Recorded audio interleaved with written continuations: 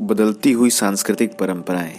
इस चैप्टर में हम पहले ओवरव्यू ले चुके हैं कि इस चैप्टर में हमें क्या पढ़ना है पिछले वीडियो में। अब इसके बाद हम पढ़ेंगे कि किस तरह से यूरोप के नगरों में नगरीय संस्कृति का विकास हो रहा है।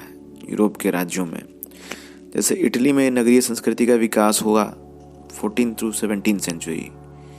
नगर जो हैं वो वहाँ के जो सिटीज़ थे वो कला और विद्या के केंद्र बनते गए। फिर प्रिंटिंग प्रेस का आविष्कार हुआ। अब प्रिंटिंग प्रेस के आ जाने से किताबों की उपलब्धता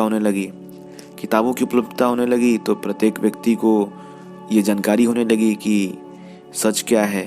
पहले तो ये कहा जाता था कि किताबों में ऐसा लिखा है, ये कह के चर्च के जो पोप थे वो लोगों के ऊपर रूल किया करते थे। तो बाइबल में ऐसा लिखा है, किताबों में ऐसा लिखा है, ये कॉमन लोग किताबें पढ़ नहीं पाते थे क्योंकि किताबें अवेलेबल उतनी नहीं थी। लेकिन जब प्रिंटिंग प्रेस का आविष्कार गुटेनबर्ग ने किया तो किताबों की अवेलेबिलिटी बढ़ गई और उसने सबसे पहले बाइबल ही छापा। अपने प्रिंटिंग प्रेस से उसने सबसे पहले बाइबल छापा।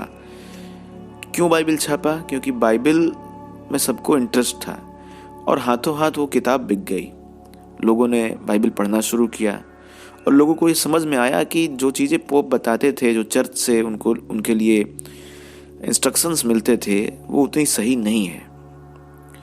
फिर लोगों को पता चला कि जो चर्च कहता था कि पृथ्वी के केंद्र में सौरमंडल के केंद्र में पृथ्वी है, वो भी गलत है। नई नई भौगोलिक खोजें हुई, नए नए मार्ग निकले, तो उससे ये साबित हो गया कि यूरोप जो है वो पूरे पृथ्वी के केंद्र में नहीं है। ठीक, इसके आगे भी दुनिया है और यूरोप और भूमध्य सागर पृथ्वी का केंद्र नहीं है। तो कुल मिलाकर के लोग एक गलत फहमी में जी रहे थे। उन्हें ये बताया गया था कि दुनिया चपटी है, अगर एक तरफ से दूसरी तरफ जाओगे तो तुम गिर जाओगे। लेकिन जब समुद्री यात्राएं शुरू हो गई और लोग एक जगह से दूसरी जगह जाने लगे तो यह धारणा गलत सिद्ध हो गई। इसका मतलब उनको ये पता चलने लगा कि दुनिया और भी है और हम जो सोच रहे थे वो निहायत ही गलत है। तो इस तरह से 14वीं से लेकर के 17वीं शताब्दी के बीच में यूरोप के नगरों में बहुत परिवर्तन होने शुरू हुए। अब जैसे 1300 ईस्वी में इटली के पादुआ विश्वविद्यालय में मानवतावाद पढ़ाया जाने लगा। 1341 में पेट्रार्क को मानवतावाद का जनक कहा जाता है, को रोम में राजकवि की उपाधि दी गई। 1349 में फ्लोरेंस में विश्वविद्यालय की स्थापना होती है। 1453 में कुस्तुनतुनिया पर तुर्कों का अधिकार हो जाता है। कुस्तुनतुनिया जो था वो बाइजेंटाइन साम्राज्य, मतलब जो पहले से यूरोपियन साम्राज्य था, उस पे तुर्कों का अधिकार हो जाता है। अब तुर्कों के अधिकार के बाद वहाँ पे एक अलग संस्कृति आ जाती है।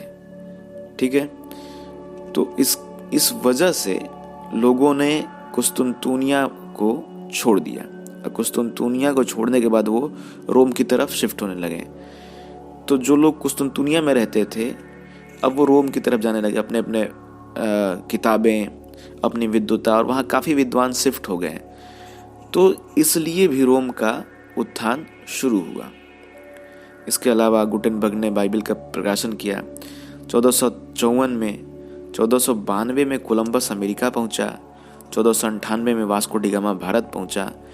तो कुल मिलाकर के अब देख रहे हैं कि जो 15वीं शताब्दी है, 15वीं शताब्दी में बहुत सारे काम हो रहे हैं, जिसकी वजह से इटली के नगरों का पुनरुत्थान और एक वहाँ पे पुनर्जागरण की प्रक्रिया शुरू हो जाती है। ये पुनर्जागरण शब्द किसने दिया? 1860 में बर्कहार्ट ने the civilisation of the Renaissance in Italy नामक पुस्तक की रचना की। The civilisation of the Renaissance in Italy नामक पुस्तक की रचना की।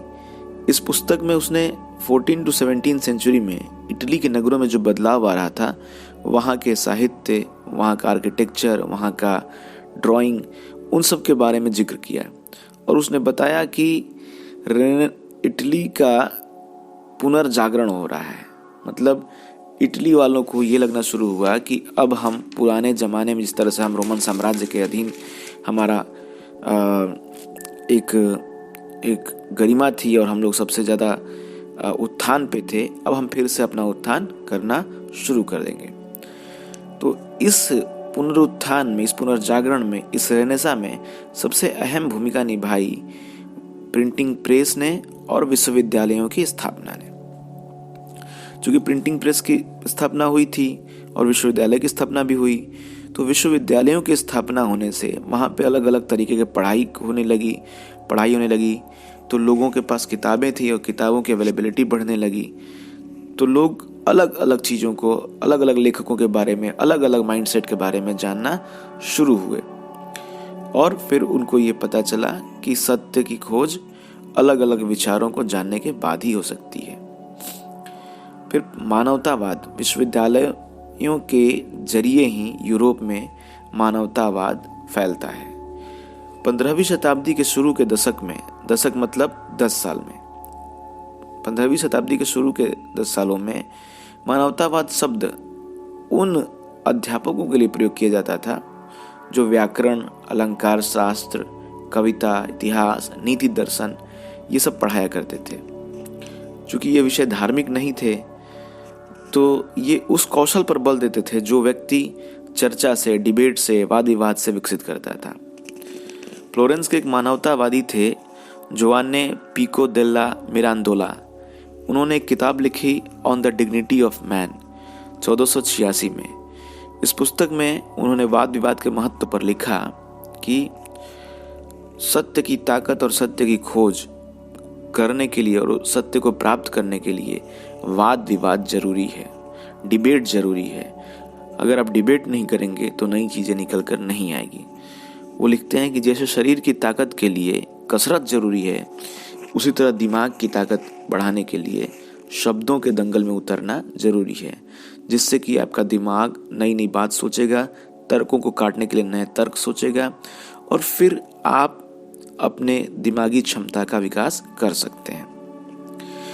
मानवतावाद का मतलब ये था कि वो मानव के उत्थान, मानव की गरिमा और मानव के इस लोक के बारे में, मतलब पहले क्या था, चर्च ने स्वर्ग और नरक की धारणा बना के रखी थी कि आप स्वर्ग जाएंगे तो आपको ये मिलेगा। पर मानवतावाद कहता है कि आप अपने वर्तमान की जिंदगी को सुधारिए और यही आपके लिए स्वर्ग बन सकता है, यही पर आपको अच्छी चीज़ें प्राप्त हो सकती हैं। इसमें इस क्रम को आगे बढ़ाया दांते ने। दांते एक व्यक्ति थे फ्लोरेंस के, उनका पूरा नाम था दांते अलिघियरी। उनका समय है 1265 से 1321।